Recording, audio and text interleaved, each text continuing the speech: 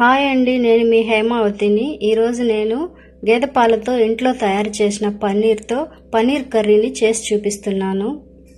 పన్నీర్ కర్రీకి కడాయి పెట్టి నూనె వేసి ముందుగా ఆనియన్స్ వేసి వాడనివ్వాలి.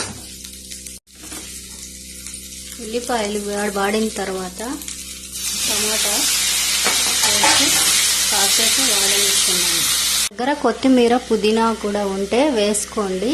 నా దగ్గర లేదు కాబట్టి స్కిప్ చేస్తున్నాను. టేస్ట్ బాగుంటుంది.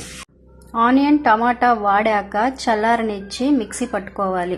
కడాయి పెట్టి కడాయిలో నూనె వేసి మిక్సీ పట్టిన పేస్ట్ని వేసేయాలి. కాసేపు ఫ్రై చేయాలి. వాడిన తర్వాత పన్నీర్ ముక్కలు వేసుకోవాలి. ఉప్పు వేసుకొని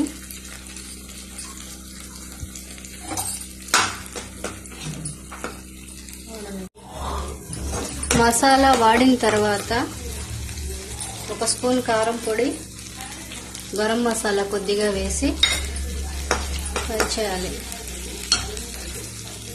మసాలా పేస్ట్ వాడిన తర్వాత తగినన్ని నీళ్లు పోసి కాసేపు ఉడకనివ్వాలి.